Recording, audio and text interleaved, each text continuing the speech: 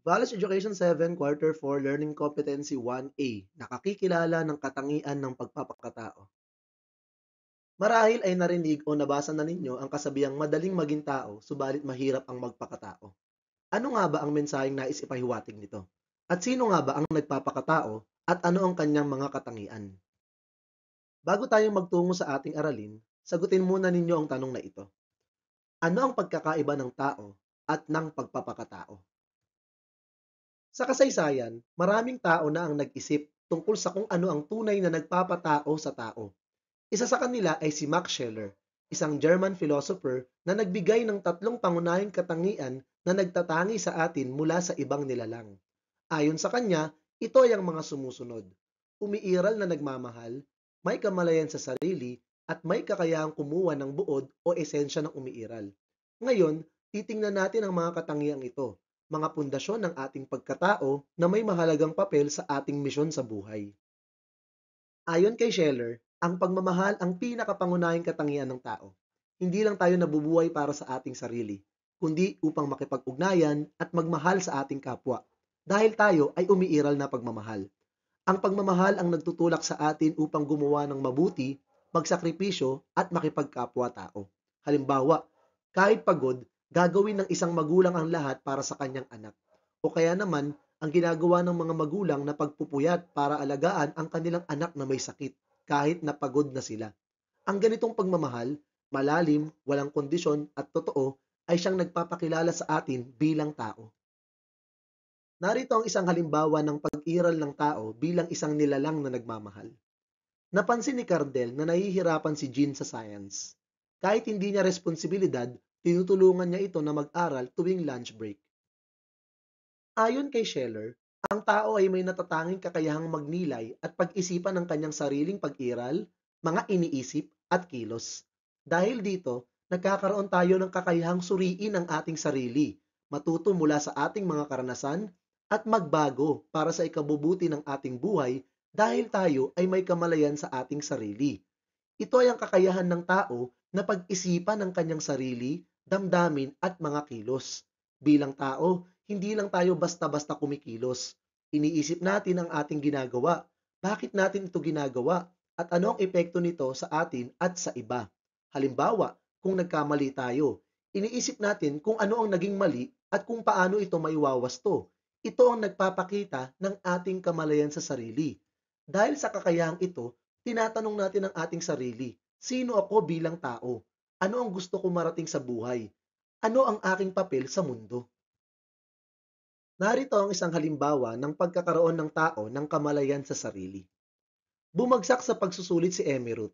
Sa halip na sisihin ng iba, inisip niya ang kanyang pagkukulang at nagplano kung paano mas mapagbubuti ang pag-aaral sa susunod. Ipinakita rito ang kamalayan sa sarili dahil natutuhan ni Emirut na suriin ang kanyang kilos at alamin kung paano niya ito may tutuwid upang maging mas mabuting mag-aaral. Ang tao ay hindi lamang tumitingin sa isang bagay o sitwasyon, kundi nauunawaan niya ang mas malalim na kahulugan nito. Hindi lang tayo nabubuhay ng basta-basta. Hinahanap natin ang layunin at kahulugan ng ating buhay dahil ang tao ay may kakayahang kumuha ng buod o esensya ng umiiral. Ito ay ang kakayahan nating makita ang mas malalim na kahulugan ng mga bagay. Hindi lang natin basta nakikita ang mga bagay, iniintindi natin ang kanilang mas malalim na kahulugan. Halimbawa, ang isang singsing ay hindi lang isang piraso ng ginto. Ito ay sumisimbolo ng pangako at pagmamahal. Ang isang watawat ay hindi lang tela, kundi sumasagisag sa ating bayan. Dahil sa kakayahang ito, naitatanong natin sa ating sarili ang kahalagahan ng pag-iral ng mga bagay, tulad ng bakit ba kailangan ng mga bansa ng watawat. Ang bandila ng Pilipinas ay hindi lang isang piraso ng tela na may tatlong kulay. Ito ay sumisimbolo ng ating kasaysayan, kalayaan at pagkakaisa bilang isang bansa. Kapag ito ay winawagayway, ipinapakita natin ang ating pagmamalasakit sa bayan. Dahil may kakayahan tayong umunawa, nalilikha natin ang sining, musika at panitikan. Hindi lang ito dekorasyon o libangan, may mensahe at malalim na kahulugan ang bawat obra. Narito ang isang halimbawa ng pagkakaroon ng tao ng kakayahang kumuha ng buod o esensya ng umiiral. Laging may balita tungkol sa krimen. Sa halip na basta husgahan ng mga kriminal, naisip ni Jonggit na maaaring may mas malalim na dahilan ang paglaganap ng kasamaan, tulad ng matinding kahirapan at kakulangan sa edukasyon. Ipinakita rito ang kakayahang unawain ang esensya ng umiiral, dahil hindi lang tinignan ni Jonggit ang krimen bilang isang simpleng kasalanan. Inisip niya kung ano ang mas malalim na dahilan kung bakit nangyayari ito, at paano ito maaaring masolusyonan nang hindi lang puro parusa kundi pati pagtulong sa pagbabago ng sistema. Bakit mahalaga ang tatlong katangiang ito?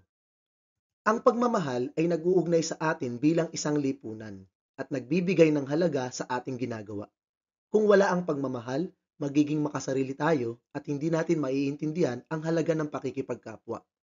Ang pagmamahal ang dahilan kung bakit tayo tumutulong, nagpapahalaga, at nagmamalasakit sa isa't isa. Ang kamalayan sa sarili ay tumutulong sa atin upang lumago bilang tao at matutuhan ang ating mga pagkakamali. Kapag kilala natin ang ating sarili, ang ating kahinaan at kalakasan, mas madali nating maitama ang ating pagkakamali. Natututo tayo mula sa ating karanasan at nagiging mas mabuting tao tayo. Ang kakayahang unawain ang esensya ng umiiral ay nagpapayaman sa ating pananaw sa buhay at nagbibigay ng kahulugan sa ating pag-iral. Kung hindi natin nauunawaan ang tunay na halaga ng mga bagay, mababaw ang ating pananaw sa buhay. Pero kapag natutuwa nating tignan ang mas malalim na kahulugan ng ating mga ginagawa, nagiging mas makabuluhan ang ating buhay. Ngayon balikan natin ang kasabihang ito. Mahirap nga bang magpakatao? Ayon kay Scheller, may tatlo kang kailangang gawin upang magpakatao.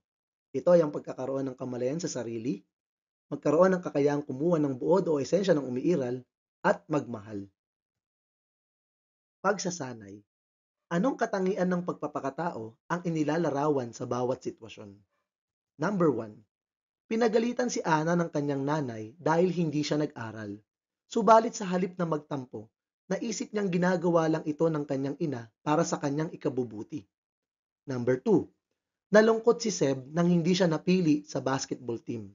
Sinamahan siya ni Johan at sinabing pwede pa siyang mag-ensayo para sa susunod na tryout. Number 3. Nagalit si Jerax nang biruin siya ng kaklase. Pero bago siya sumigaw, huminga muna siya ng malalim at nagdesisyong huwag patulan ang biro. At dyan po nagtatapos ang ating aralin para sa araw na ito. Nawa ay may natutuhan kayo. Salamat po sa panonood at pakikinig. Paalam!